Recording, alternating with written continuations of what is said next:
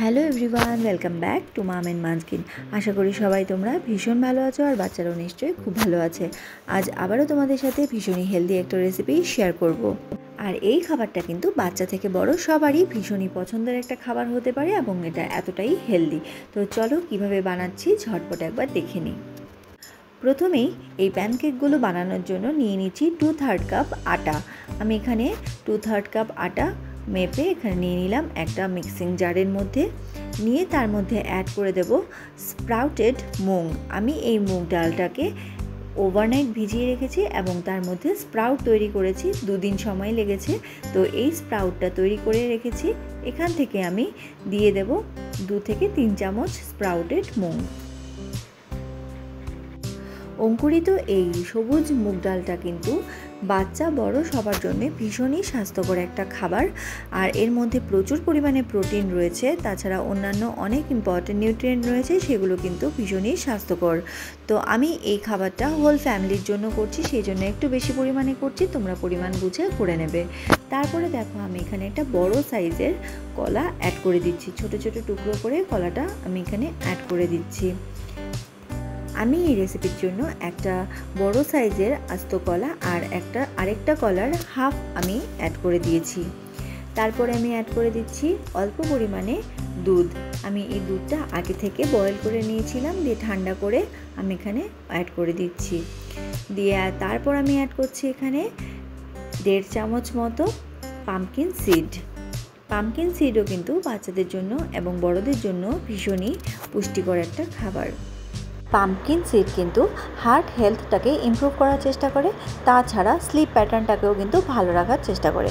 যেমন অনেক সময় বাচ্চাদের স্লিপ ডিসঅর্ডার হয়ে থাকে বা অনেক ক্ষেত্রে কিন্তু স্লিপের প্রবলেম হয়ে থাকে, তো সেক্ষেত্রে পাম্পকিন সিডের গুরুত্ব কিন্তু অপরিসীম।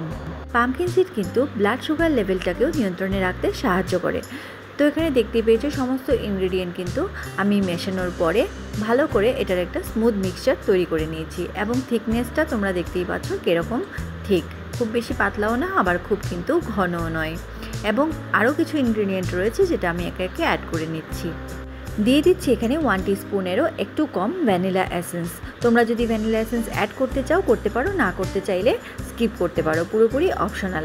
তারপরে আমি এখানে 1 টিস্পুন কোকো পাউডার দিয়ে দিয়েছি এবং আমি এই কোকো পাউডারটাই আমার বেবির জন্য ইউজ করে থাকি।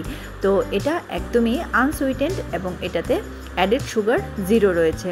তো তোমরা কন্টেন্টটা একবার চেক করে নেবে কেনার আগে। যদি তোমরা কিনতে চাও তাহলে এটা কিন্তু কিনতে পারো, খুবই ভালো।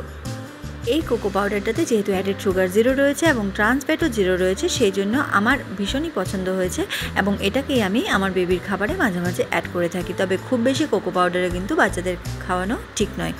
তো এবারে দেখো আমি এই দুটো ইনগ্রেডিয়েন্ট অ্যাড করার পরে আবারও একবার ভালো করে মিক্স করে নিলাম সমস্ত কিছু। তোমরা চাইলে শুরুতেই কিন্তু ভ্যানিলা এসেন্স আর কোকো পাউডার অ্যাড করে একবারেই মিক্সচারটা তৈরি করে নিতে পারো। তো এবারে দেখো আমি একটা প্যান ভালো করে গরম করে নিয়ে তার মধ্যে কিন্তু আমি অল্প একটু ঘি ব্রাশ করে নিয়েছি। এবারে একটু একটু করে এই ব্যাটারটাকে দিয়ে আমি আমার পছন্দ মতো সাইজ অনুযায়ী আমি এই প্যানকেকগুলো রেডি করে নেব। প্রথমে দেওয়ার পরে যখন সাইড দিয়ে বাবল হচ্ছে, আমি একটু ঢাকা দিয়ে রেখেছিলাম, সাইড দিয়ে যখন বাবল তৈরি হচ্ছে তখনই আমি এটাকে আস্তে করে উল্টে দেব। যেহেতু আমি এটা স্টিলের তাওয়াতে করছি সেই জন্য আমার উল্টাতে একটু অসুবিধা হচ্ছিল। তোমরা যদি ননস্টিকের তাওয়াতে করো সেক্ষেত্রে কিন্তু একেবারেই কোনো প্রবলেম হবে না।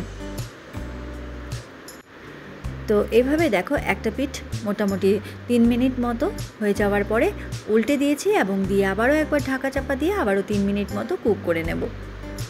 তাহলেই কিন্তু ভেতর থেকে একেবারে খুব ভালো করে সমস্তটা কুক হয়ে যাবে। তো এখানে দেখতে পাচ্ছ এভাবেই কিন্তু আমি বোথ সাইড উল্টে পাল্টে একটু ভালো করে কুক করে নিয়েছি। তোমরা চাইলে একটু বড় সাইজেরও করতে পারো, আবার ছোট ছোট গোল গোল প্যানকেকের আকারেও কিন্তু করতে পারো।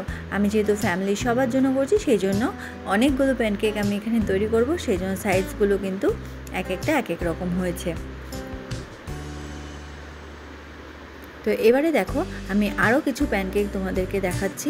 এগুলো ছোট ছোট করে করেছি বেবির জন্য, বেবির ওগুলো ধরে খেতে সুবিধা হয় আর ওর ভালো লাগে এরকম ছোট ছোট প্যানকেক, সেই জন্য আমি এরকম ছোট ছোট প্যানকেকগুলো ওর জন্যই করেছি স্পেশালি। তো দেখো ওরকমই ঢাকা চাপা দিয়ে একবার একটা পিঠ কুক হয়ে যাওয়ার পরে আবার উল্টে নিয়ে আরেকটা পিঠ আর ঢাকা চাপা দিয়ে আবারও 3 মিনিট মতো কুক করে নিয়েছি। তো দেখো এখানে আমার ওলটা একটুখানি তুলতে গিয়ে অসুবিধা হচ্ছিল, যেহেতু এটা স্টিলের, যদি ননস্টিকের হতো একেবারেই কোনো প্রবলেম হতো না, ঝটপট উঠে যেত। ছোট ছোট প্যানকেকগুলোও কিন্তু আমার একেবারে রেডি হয়ে গেছে করা, এবং দেখতে কিন্তু দুর্দান্ত লাগছে, তাই না? কোকো পাউডার অ্যাড করাতে এর কালারটা কিন্তু ভীষণই ভালো আসে। তো কেমন লাগলো তোমাদের অবশ্যই জানাবে, যদি ভালো লেগে থাকে একটা লাইক করে দেবে, আর যদি চ্যানেলে নতুন হয়ে থাকো চ্যানেলটিকে সাবস্ক্রাইব করে মাম এন্ড মাঞ্চকিনের পাশে থাকা বেল আইকনটিকে ক্লিক করে মাম এন্ড মাঞ্চকিনের সঙ্গে থেকো। দেখা হচ্ছে পরবর্তী কোনো ভিডিওতে, ততক্ষণ তোমরা ভালো থেকো, সুস্থ থেকো, টাটা।